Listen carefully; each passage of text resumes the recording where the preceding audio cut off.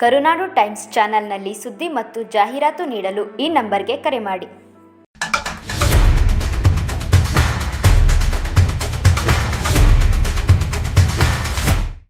ಜಯಂತಿ ಅಂದರೆ ಹನುಮಂತನ ದಿನಾಚರಣೆ ಅಂತ ಮಾಡ್ತಾ ಇದ್ದೀವಿ. ಆ ದಿನದಲ್ಲಿ ಹನುಮಂತನಲ್ಲಿ ನಾವು ಏನನ್ನು ಕೇಳ್ಕೊತೀವಿ, ಹನುಮಂತ ಅಂದರೆ ಚಿರಂಜೀವಿ ಅಂತ ಹೇಳ್ತೀವಿ. ಆ ಚಿರಂಜೀವಿಯಲ್ಲಿ ನಾವು ಆಯಸ್ಸು ಆರೋಗ್ಯವನ್ನು ಕೇಳ್ಕೊಳ್ಳೋದ್ರಿಂದ ಆಯಸ್ಸು ಆರೋಗ್ಯವನ್ನು ಕೊಡ್ತಾನೆ.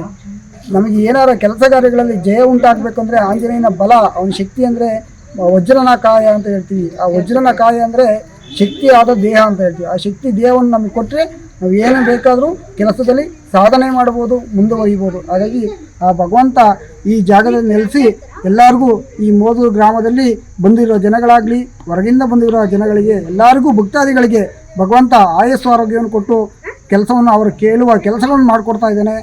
ಇದೇ ರೀತಿ ಭಗವಂತನಿಗೆ ನಾವು ಎಷ್ಟು ಪೂಜೆಯನ್ನು ಮಾಡ್ತೀವೋ ಅದೇ ರೀತಿ ಭಗವಂತನ ಶಕ್ತಿನೂ ಹೆಚ್ಚುತ್ತೆ.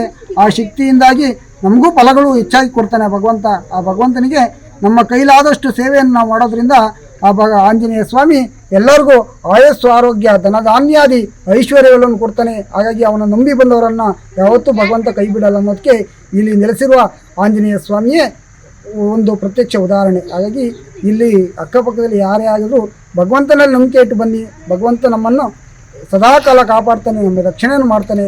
ಗ್ರಾಮ ಅಂತ ಇದು ಸುಮಾರು ವರ್ಷ ಹಿಂದಿನ ಕಾಲದಿಂದ ಪುರಾತನ ಕಾಲದ ವಿಗ್ರಹ. ಈ ವಿಗ್ರಹ ತುಂಬಾ ಅದ್ಭುತವಾದ ವಿಗ್ರಹ. ಇದು ಮಹಿಮೆ ಏನಪ್ಪಾ ಅಂದ್ರೆ ಏನೇ ಸಮಸ್ಯೆಗಳಿದ್ರು ಏನೇ ಇದ್ರು ಇದು ಮಹಿಮೆ ಬಹಳ ಇದೆ.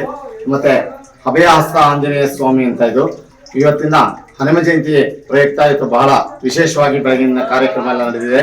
ಬೆಳಗ್ಗೆ ಒಂದು 9 ಗಂಟೆಗೆ ಅಭಿಷೇಕ ಆಯಿತು, ಕ್ಷೀರಾಭಿಷೇಕ ಆಯಿತು ಮತ್ತು ಪಂಚಾಮೃತ ಅಭಿಷೇಕ, ವಿಶೇಷ ಪೂಜೆಗಳೆಲ್ಲ ಆಗಿದೆ. ಬೆಳಗ್ಗೆಯಿಂದ ಸಹಸ್ರನಾಮ, ವಿಷ್ಣು ಸಹಸ್ರನಾಮ, ರಾಮಸ್ತೋತ್ರ, ವಿಶೇಷ ಕಾರ್ಯಕ್ರಮಗಳೆಲ್ಲ ಬೆಳಗ್ಗೆಯಿಂದ ನಡೀತು ಸರ್. ಆಂಜನೇಯ ಸ್ವಾಮಿಯಿಂದ ನಮಗೂ ಸಾಕಷ್ಟು ಒಳ್ಳೇದು ಆಗಿದೆ. ಅಂದ್ರೆ ಏನೇನು ಕಷ್ಟ ಇದೆ ಅದನ್ನೆಲ್ಲ ಬಗೆಹರಿಸೋದಕ್ಕೆ ಅಂತ ಆಂಜನೇಯ ಸ್ವಾಮಿಯಿಂದ ಕೋರಿಕೆಯಲ್ಲಿ ಬಂದಿದ್ದೀನಿ. ತುಂಬಾ ಒಳ್ಳೇದು ಅಂತ ಹೇಳ್ಪಟ್ಟಿದ್ದೆ, ಅದು ಕೋರಿಕೆನ ಈಡೇರಿಸ್ಕೊಂಡಿದ್ದೀನಿ. ಅದು ಮಗುವಿಗೆ ಹುಷಾರಿರ್ಲಿಲ್ಲ, ಜ್ವರ ಇತ್ತು. ಅವನಿಗೂ ಕೂಡ ಇವತ್ತು ಯಂತ್ರಮಂತೆ ಒಂದು ಬೆತ್ತದಲ್ಲಿ ಏನಿದೆ ಆ ಸೇವೆನ ಮಾಡಿಸಿದ್ದೀನಿ.